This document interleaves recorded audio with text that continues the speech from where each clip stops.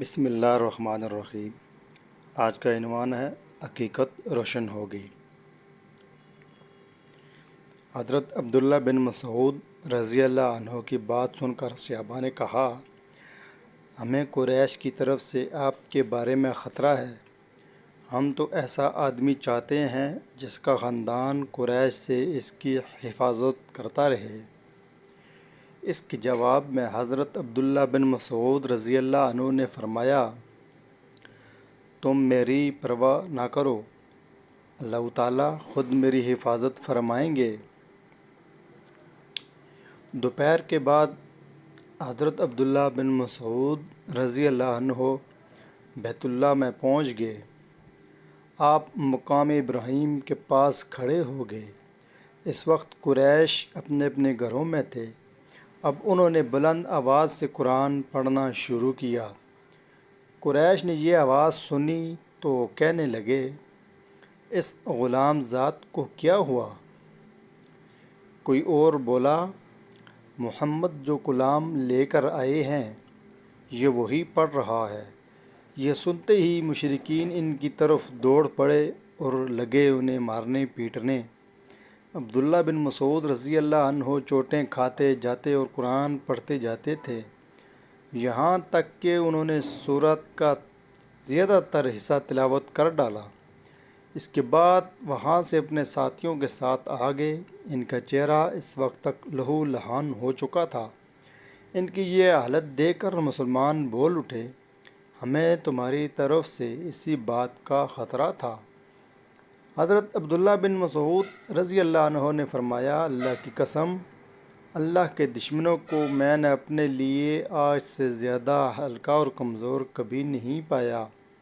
اگر تم لوگ کہو تو کل پھر ان کے سامنے جا کر قرآن پڑھ سکتا ہوں۔ اس پر مسلمان بولے، نہیں، وہ لوگ جس چیز کو ناپسند کرتے ہیں آپ انہیں وہ کافی سنا آئے ہیں۔ کفار کا یہ ظلم و ستم جاری رہا۔ ایسے میں ایک دن حضور صلی اللہ علیہ وآلہ وسلم صفا کی پہاڑی کے پاس موجود تھے۔ ابو جہل آپ کے پاس سے گزرا۔ اس نے آپ کو دیکھ لیا اور لگا گالیاں دینے۔ اس نے آپ کے سر پر مٹی بھی پھینکی۔ عبداللہ بن جدعان کی باندی نے یہ منظر دیکھا۔ پھر ابو جہل آپ کے پاس سے چل کر حرم میں داخل ہوا۔ وہاں مشرکین جمع تھے۔ وہ ان کے سامنے اپنا کارنامہ بیان کرنے لگا۔ اسی وقت آپ کے چچا حضرت حمزہ رضی اللہ عنہ حرم میں داخل ہوئے۔ یہ اس وقت تک مسلمان نہیں ہوئے تھے۔ تلوار ان کے کمر سے لٹک رہی تھی۔ وہ اس وقت شکار سے واپس آئے تھے۔ ان کی عادت تھی کہ جب شکار سے لوٹتے تو پہلے حرم جا کر طواف کرتے تھے، پھر گھر جاتے تھے۔ حضرت حمزہ رضی اللہ عنہ حرم میں داخل ہونے سے پہلے عبداللہ بن جدعان کی باندی کے پاس سے گزرے۔ اس نے سارا منظر خاموشی سے دیکھا اور سنا تھا۔ اسی نے حضرت حمزہ رضی اللہ عنہ سے کہا، اے حمزہ، کچھ خبر بھی ہے؟ ابھی بھی یہاں ابو حکم بن ہشام ابو جہل نے تمہارے بھتیجے کے ساتھ کیا سلوک کیا؟ وہ یہاں بیٹھے تھے۔ ابو جہل نے انہیں دیکھ لیا، انہوں نے تکالیف پہنچائیں، گالیاں دی اور بہت بری طرح پیش آیا۔ آپ کے بھتیجے نے جواب میں اسے کچھ بھی نہ کہا۔ ساری بات سن کر حضرت حمزہ رضی اللہ عنہ نے کہا، تم جو کچھ بیان کر رہی ہو کیا یہ تمہیں اپنی آنکھوں سے دیکھا ہے؟ اس نے فوراً کہا، ہاں، میں نے خود دیکھا ہے۔ یہ سنتے ہی حضرت حمزہ رضی اللہ عنہ جوش میں آ گئے، چہرہ غصے سے تمتا اٹھا۔ فوراً حرم میں داخل ہوئے۔ وہاں ابو جہل موجود تھا۔ وہ قریشیوں کے درمیان میں بیٹھا تھا۔ یہ سیدھے اس تک جا پہنچے۔ ہاتھ میں کمان تھی، بس وہی کھینچ کر اس کے سر پر دے ماری۔ ابو جہل کا سر پھٹ گیا۔ حضرت حمزہ رضی اللہ عنہ نے اس سے کہا، تو محمد کو گالیاں دیتا ہے؟ سن لے، میں بھی اس کا دین اختیار کرتا ہوں۔ جو کچھ وہ کہتا ہے وہی میں بھی کہتا ہوں۔ اب اگر تجھ میں ہمت ہے تو مجھے جواب دے۔ ابو جہل ان کی منت سماجت کرتے ہوئے بولا، وہ ہم نے بے عقل بناتا ہے، ہمارے معبودوں کو برا کہتا ہے، ہمارے باپ دادا کے راستے کے خلاف چلتا ہے۔ یہ سن کر حضرت حمزہ رضی اللہ عنہ بولے، اور خود تم سے زیادہ بے عقل اور بے وقوف کون ہوگا جو اللہ کو چھوڑ کر پتھر کے ٹکڑوں کو پوجتے ہو؟ میں گواہی دیتا ہوں کہ اللہ کے سوا کوئی معبود نہیں، اور میں گواہی دیتا ہوں کہ محمد اللہ کے رسول ہیں۔ ان کے یہ الفاظ سن کر ابو جہل کے خاندان کے کچھ لوگ یکدم حضرت حمزہ رضی اللہ عنہ کی طرف بڑھے اور انہوں نے کہا، اب تمہارے بارے میں بھی ہمیں یہ یقین ہو گیا ہے کہ تم بھی بے دین ہو گئے ہو۔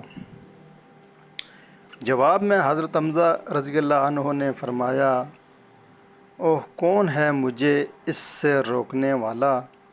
مجھ پر حقیقت روشن ہو گئی ہے۔ میں گواہی دیتا ہوں کہ وہ اللہ کے رسول ہیں۔ جو کچھ وہ کہتے ہیں وہ حق اور سچائی ہے۔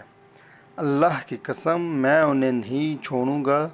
اگر تم سچے ہو تو مجھے روک کر دکھاؤ۔ یہ سن کر ابو جہل نے اپنے لوگوں سے کہا، ابو عمارہ یعنی حضرت حمزہ رضی اللہ عنہ کو چھوڑ دو۔ میں نے واقعی ان کے بھتیجے کے ساتھ ابھی کچھ برا سلوک کیا تھا۔ وہ لوگ ہٹ گئے۔ حضرت حمزہ رضی اللہ عنہ گھر پہنچے۔ گھر آ کر انہوں نے الجھن محسوس کی کہ یہ میں قریش کے سامنے کیا کہہ آیا ہوں۔ میں تو قریش کا سردار ہوں۔ لیکن پھر ان کا ضمیر انہیں ملامت کرنے لگا۔ آخر شدید الجھن کے عالم میں انہوں نے دعا کی کہ اے اللہ، اگر یہ سچا رستہ ہے تو میرے دل میں یہ بات ڈال دے، اور اگر ایسا نہیں ہے تو پھر مجھے اس مشکل سے نکال دے جیسا میں گھر گیا ہوں۔ وہ رات انہوں نے اسی الجھن میں گزاری۔ آخر صبح ہوئی تو حضور نبی کریم صلی اللہ علیہ وسلم کے پاس پہنچے۔ آپ سے عرض کیا، بھتیجے میں ایسے معاملے میں الجھ گیا ہوں کہ مجھے اس سے نکلنے کا کوئی راستہ سمجھ نہیں دیتا، اور ایک ایسی صورتحال میں رہنا جس کے بارے میں نہیں جانتا یہ سچائی ہے یا نہیں، بہت سخت معاملہ ہے۔ اس پر حضرت صلی اللہ علیہ وسلم حضرت حمزہ رضی اللہ عنہ کی طرف متوجہ ہوئے۔ آپ نے انہیں اللہ کے عذاب سے ڈرایا، ثواب کی خوشخبری سنائی۔ آپ کے وعظ و نصیحت کا یہ اثر ہوا کہ اللہ تعالیٰ نے انہیں ایمان کا نور عطا فرما دیا۔ وہ بول اٹھے، ہے بھتیجے، میں گواہی دیتا ہوں کہ تم اللہ کے رسول ہو، بس اب تم اپنے دین کو کھل کر پیش کرو۔ حضرت ابن عباس رضی اللہ عنہ فرماتے ہیں، اسی واقعے پر قرآن پاک کی یہ آیت نازل ہوئی۔ ترجمہ: ایسا شخص جو کہ پہلے مردہ تھا، پھر ہم نے اسے زندہ کر دیا اور ہم نے اسے ایک ایسا نور دے دیا کہ وہ ایسے لیے ہوئے چلتا پھرتا ہے۔